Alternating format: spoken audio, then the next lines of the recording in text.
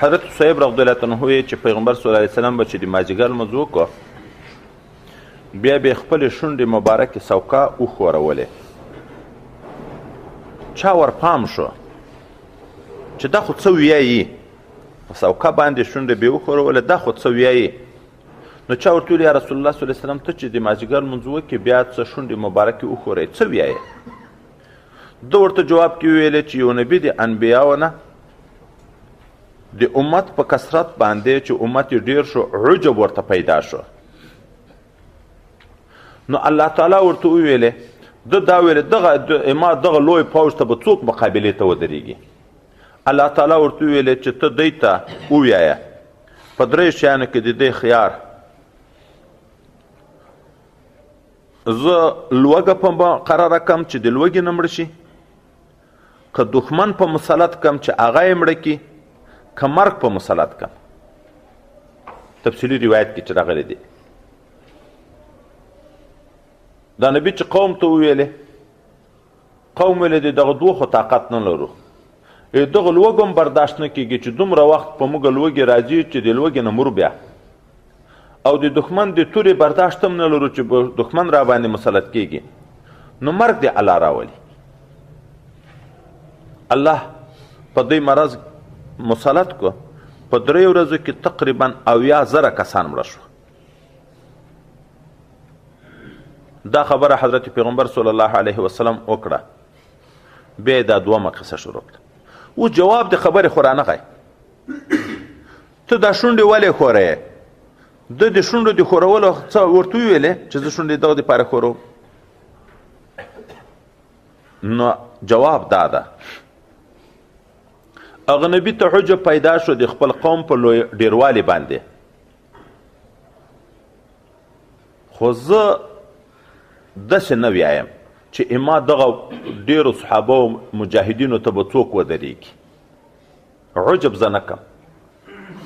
اللهم بک احول و بک اصول و بک اقاتل.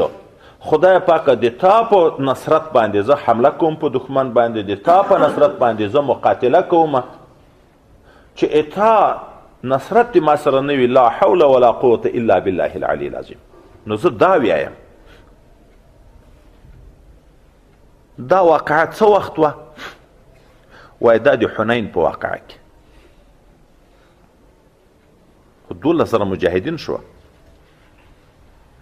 اوس سوال دا واردېږي، مخکیني نبي ته عجب پیدا شو، د قوم په ډیروالي ده ته عجب پیدا شو، خدای پاک عذاب قوم ته ورکو.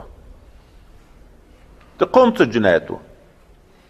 عجب نبي ته پیدا شو او قوم ته خدای عذاب ورکو په 2-3 شیانو کې چې مرګ په مسلط کم، که لوږه په مسلطه کم، او که دښمن په مسلط کم. وایي هلته قوم ته هم عجب پیدا، نبي او قوم په دغه کې سره شریک شوه، ځکه خدای پاک عذاب عامه راوست. او په حنین واقعه کې قوم ته عجب پیدا شو، اذ اعجبکم کثرتکم، خو نبي ته نشو پیدا. نبي عجز کوه، الله ته زارۍ کولې، ځکه خدای عام عذاب پرانوست.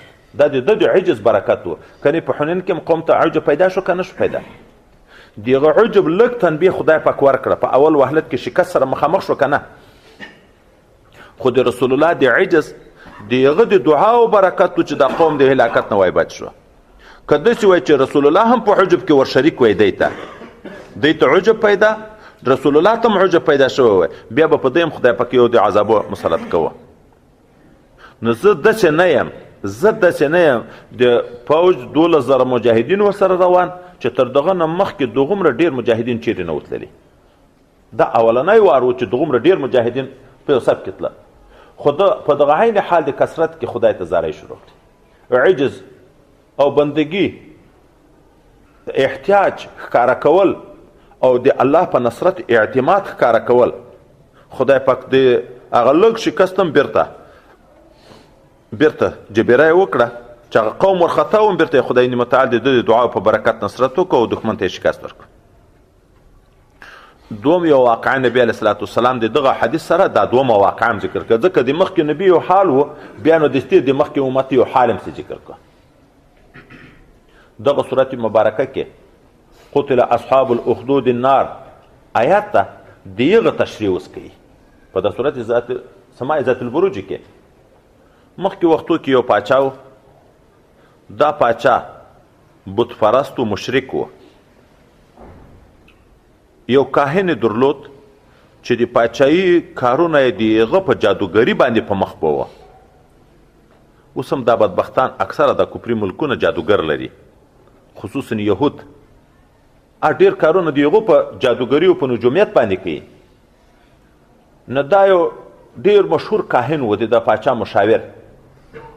دا کاهن چې ضعیفه شو، سپینګیری شو، نو دا کاهن ورته وویلې ما ته مرګ را روان ده او زه ډارېږم چې زه به مړ شم. دغه علم چې دا د ما سره کوم علم نجوم ده، د کهانت کوم علم ده، دا به ختم شي. بیا به تاسې کارونه معطل وي.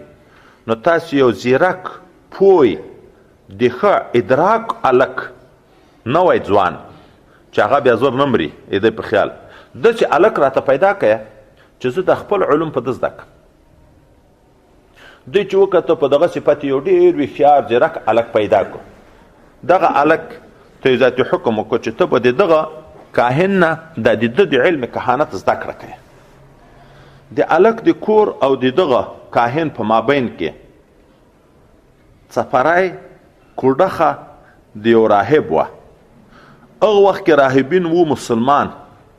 څه معنی؟ دا د عیسایت دین بزرګان چې دین کې تغییر راغی، دوی به چیرې ګوښې اوسېده، وسې رسېدو نه خلک اکثره کفر ته واوښته، نو دوی به د اسلام هغه خپل حقیقي دین باندې وه. اوس خو د دې راهب دم کافر ده، ځکه چې نبي علیه السلام دین په ټول ادیان سابقه منسوخ شو که نه شوه؟ چې منسوخ شو، اوس که په هغه دین باندې څوک هم ولاړې که دعوه د بزرګي کوي که د چکي کافر ده. نو ځکه په هغه وخت کې و مسلمان. دا هلک چې د دغه سړي په کوډخه تېرېږي او راتېرېږي، نو طبعا هوښیار هلک و چې کهانت یې غوره کړی و. دغه هلک دغه ملنګ ته پام شو چې دا په دغه چولې بیابان کې اوسېږي، ګوښی اوسېږي، دا دلته چی کوي؟ نو دغه راهب نه یو وارې پوښتنه وکړه، بیا یې پوښتنه وکړه، بل وارې پوښتنه وکړه. اخر هغه ورته وویل چې زه دلته د خپل رب عبادت کوم. د ده په دغه خبرو باندې په هلک تاثیر راغی. هلک ورته وویل زه هم د هغه رب مخلوق یم، خو زه به هم د هغه عبادت کوم. دا هلک د کاهن ته به چې ولېږو، دی به ورغی د دا راهب سره به ډېر وخت تېروه، د ده نه به دین زده کوه. بیا به کاهن ته ناوخته ورغی. لکه اوس د نن سبا د سکولو خپل ټیم مثلا په 8 بجې باندې شروع کېږي، دی به د 8 بجو په ځای 9 بجې یا 10 بجې ورتلو. نو هغه کاهن کورنۍ ته آل ورولېږو، پلار ته یې دغو ته آل ورولېږو چې دا هلک خو ما ته ناوخته راځي، غیر حاضري کوي. نو پلار ورور یا قریب چې څوک و دغه به د هلک وایي چې ولې اوس ناوخته ورځي. راهب ته دغه هلک دا شکایت وکړو چې اوس خو پلار او کاهن دواړه راپسې دي چې د ټیم پایبندي کوه. وایي مې زه څه وکړم؟ د توریه ورته وښوه، عین درواغ هم روا دي په داسې وخت کې، ځکه درواغ د دین د دفاع دپاره روا دي که نه دي؟ وایي عین درواغ هم روا دي. خو ده داسې ورته ویلې چې راهب ته چې ورغلې کاهن ته چې چیرې وې، ته ورته عند اهلي. اوس اهل په 2 معناو ده. یو کورنۍ ته اهل ویي، او بل هغه د زړه محبوب ته چې چا د زړه تعلق د چا سره وي. نبی علیه السلام دا متقي خلک خپل اهل به ورته ویلی ده که نه ده ورته ویلی؟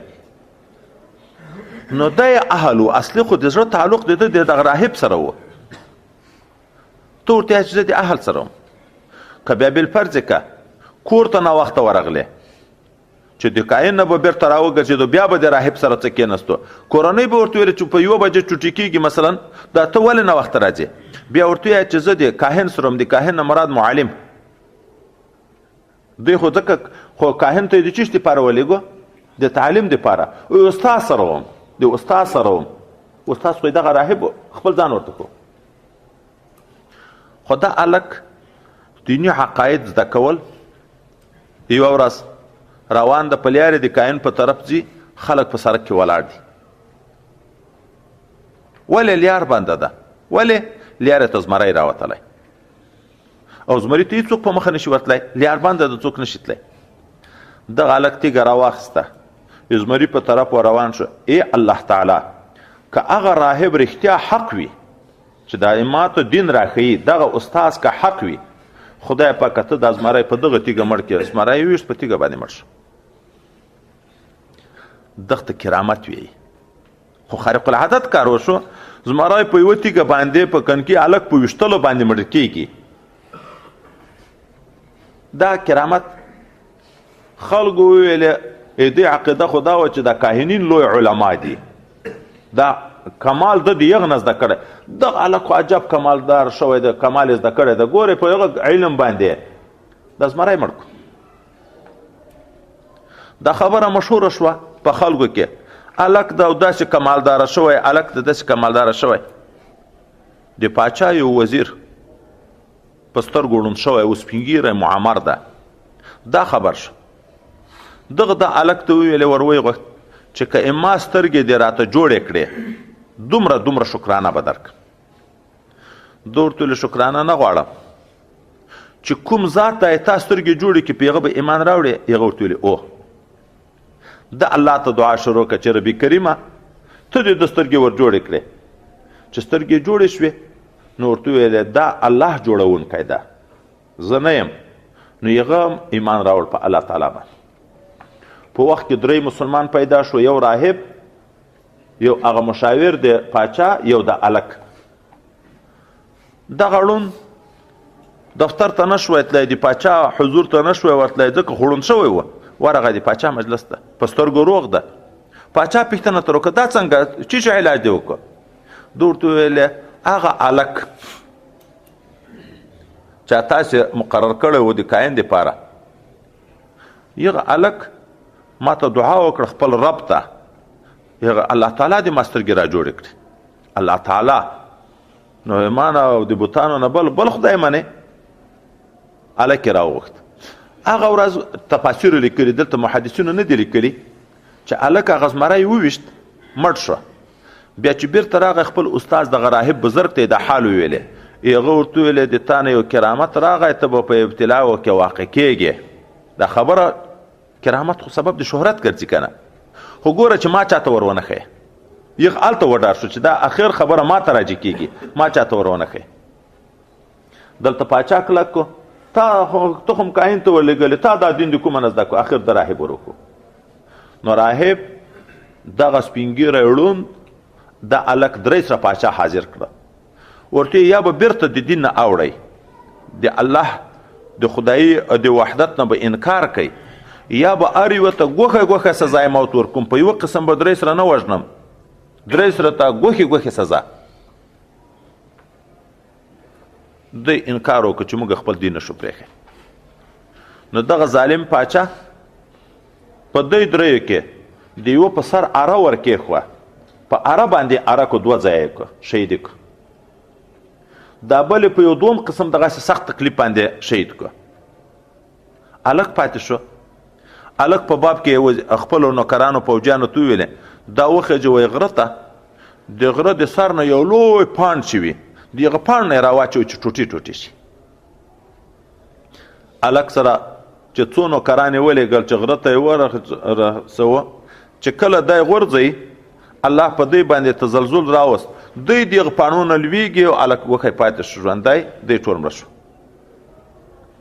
هلک راغی نوکران ختم بیا یې نورو نوکرانو ته په لاس ورکړو چې په کښتۍ کې سپور کیه چې دریاب مابین ته ورسیږي بیا نو د دریاب مابین ته یې ور واچوئ بیا یې په کښتۍ کې سپور کړو چې هلته یې دریاب مابین ته رسېدو طوفان راغی کښتۍ ماته شوه دا نور ټول غرق شو دی په یو دړه باندې پاتې شو راووت بیا پاچا حیران شو هلک په دا پوه شو چې پرېږدي مې نه اوس د خپل موت سره د دین ژوندرتوب راولي چې امام مرګ خدای ذریعه د ایمان د خلکو کې نور ټولې ته مې دغسې نشي وژلی زه به یوه طریقه در وښیم په هغه طریقه مې وژلی شي څنګه ټول خلک به د خپل رعایت راجمع کړي مطلب دا و چې خلک دا حال وویني او بیا به ما په پنسۍ راوځړی د ما د کمربند نه به غیشه راواخلې دا غیشه دي چې داسې راته وینو چې کاش دې کو چې اوس ما په ولې بیا به نو دا ویې باسم رب هذا الغلام د دغه هلک د رب په نامه د ده د رب په نامه نو ما به مړ کړي. خلک یې راجمع کړه ده ته چې غیشه یې کېښی چې ولې دغه یې ورته وویلې دا غیشه یې ورغی په دغه ځای مبارک باندې دا یې ولګېدو او شهید شو. دا ناست خلک چې د تماشې دپاره راغلي وو دغه ټوله کلمه ویلې مسلمان شو.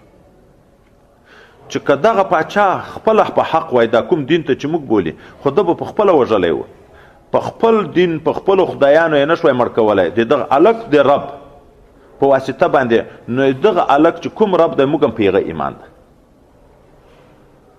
وزیرانو ورته وویلې دا خو ته د دریو نفرو نه ډارېدې چې په ملک کې درې مسلمانان پیدا شو دهشتګرد اوس په زه د دغو نه څنګه کوم هغه خو دغه د ټول خلک لاړ درنه مسلمان شو. نو حکم یې وکړو چې غټې غټې کندې وباسئ دغه کندې د اور نه لرګیو نه یې ډکې کړې اور یې ورکړو چې کله اور ښه ګرم شو دا مسلمانان یې راوسته د دغه اور کندې غاړې ته ورته یا به د دین نه بیرته اوړې یا دې په دغه اور کې سوځه. څوک چې په خپل دین کلک ور اچولی شهیدان یې کړه په دا اور کې او څوک به چې بیرته واوښته هغه به یې پرېښ.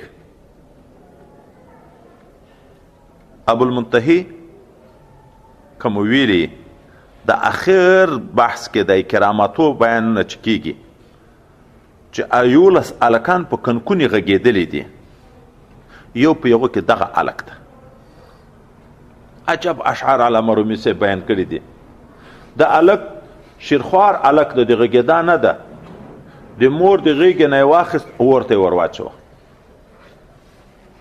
بیا یې مور ته ویې اوس ته بېرته ګرځې د دغه دین نه که تام چې ور واچوم دې وایي اراده وکړه چې بېرته د دین نه واوړي هغه هلک ورته ګویا نه شو چې ما اوړه مورې د خپل دین نه زه چې پیدا کېدم د تا د خېټې نه نو ما خدای ته زارۍ کړ چې الله دې دغه ځای نه ما مه باسې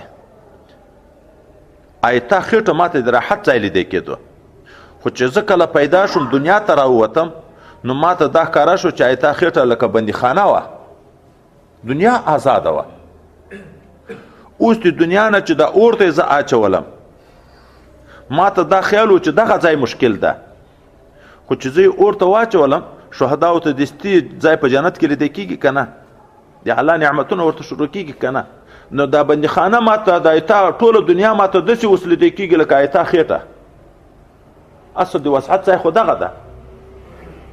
به هر تقدیر بیا الله تعالی دغه عذاب د اور په دوی باندې مسلط کړ.